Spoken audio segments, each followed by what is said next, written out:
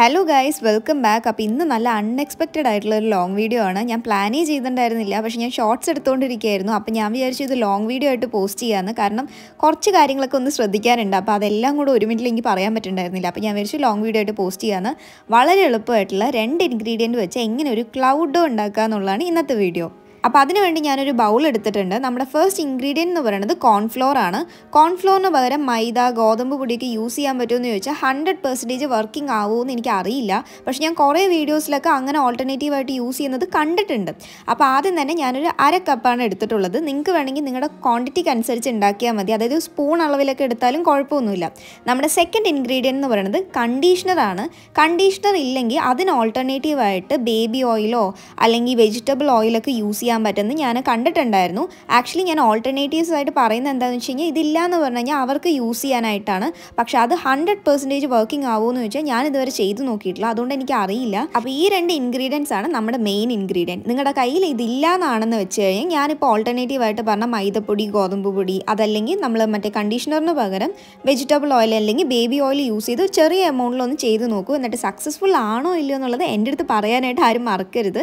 അപ്പോൾ നമ്മളിത് മിക്സ് ചെയ്ത് നമ്മുടെ കയ്യിൽ വാട്ടർ കണ്ടൻറ്റ് കൂടുതലാണെന്ന് തോന്നിക്കഴിഞ്ഞാൽ കുറച്ചുകൂടെ കോൺഫ്ലോർ ആഡ് ചെയ്ത് കൊടുക്കുക. എന്നിട്ട് നല്ല രീതിയിൽ മിക്സ് ചെയ്യുക. അഥവാ കുറച്ച് തരി പോലെ കുറച്ച് കട്ടിയായിട്ട് വരികയാണെന്ന് പറഞ്ഞാൽ കുറച്ചുകൂടെ കണ്ടീഷണർ ഒഴിച്ചിട്ട് ഒന്ന് മിക്സ് ചെയ്ത് കൊടുത്താൽ മതി.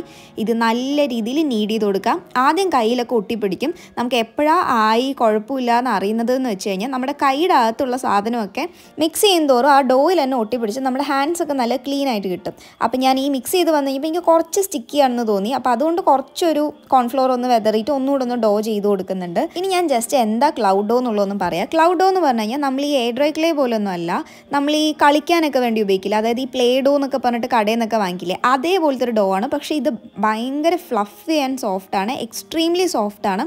കണ്ടീഷണറൊക്കെ ആഡ് ചെയ്യുന്നതുകൊണ്ട് തന്നെ അത്രയും സോഫ്റ്റ്നെസ് നമുക്ക് ഇത് കിട്ടും.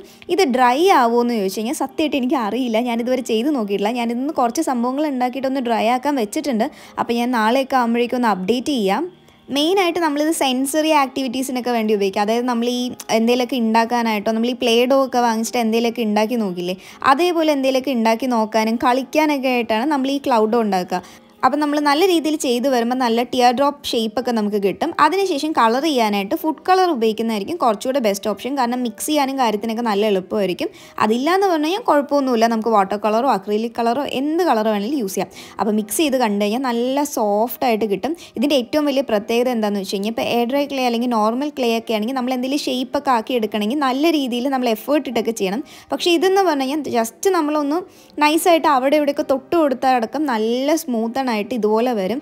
ഇത് ജസ്റ്റ് കൈ കൊണ്ട് ഇതിന് ക്ലൗഡ് ഷേപ്പൊക്കെ ആക്കി കൊടുത്തിട്ടുണ്ടായിരുന്നു. നമ്മളിങ്ങനെ പ്രസ്സൊക്കെ ചെയ്ത് കൊടുക്കുമ്പോൾ നല്ല രസത്തിൽ വരും. അപ്പോൾ അത് വെച്ച് ഞാൻ സ്റ്റാറും അതും ഇതൊക്കെ ഉണ്ടാക്കി നോക്കിയിട്ടുണ്ടായിരുന്നു. ഇത്രയേ ഉള്ളൂ നമ്മുടെ ക്ലൗഡോ. ജസ്റ്റ് 2 ഇൻഗ്രീഡിയൻറ്റ് മതി. ഒന്നല്ലെങ്കിൽ കോൺഫ്ലോർ അല്ലെങ്കിൽ ഫ്ലോർ യൂസ് ചെയ്യുക, പിന്നെ കണ്ടീഷണർ അല്ലെങ്കിൽ വെജിറ്റബിൾ ഓയിൽ എന്തെങ്കിലും യൂസ് ചെയ്യാം. പിന്നെ ഇത് സ്റ്റോർ ചെയ്ത് വെക്കാനായിട്ട് നമ്മൾ എയർ ഡ്രൈ ക്ലേ ചെയ്ത പോലെ ഒരു പ്ലാസ്റ്റിക് റാപ്പിൽ ഇതേപോലെ റാപ്പ് ചെയ്തിട്ട് ഒന്ന് എയർ ടൈറ്റ് കണ്ടെയ്നറിൽ ഇട്ട് കഴിഞ്ഞാൽ കുറേ ദിവസം നമുക്ക് സ്റ്റോർ ചെയ്ത് വെക്കാൻ പറ്റും. ലോങ് വീഡിയോ ഇടണം എന്ന് പറഞ്ഞിട്ട് ഇട്ടതല്ല, പക്ഷേ കുറച്ച് കാര്യങ്ങളൊക്കെ പറയണം എന്ന് പറഞ്ഞിട്ട് ഇട്ടതാണ്. അപ്പോൾ ഇഷ്ടപ്പെട്ടില്ലേ എന്നൊക്കെ പറയാം. ഇഷ്ടപ്പെട്ട് കഴിഞ്ഞാൽ ലൈക്ക് ചെയ്യാനും സബ്സ്ക്രൈബ് ചെയ്യാനും ആരും മറക്കരുത്.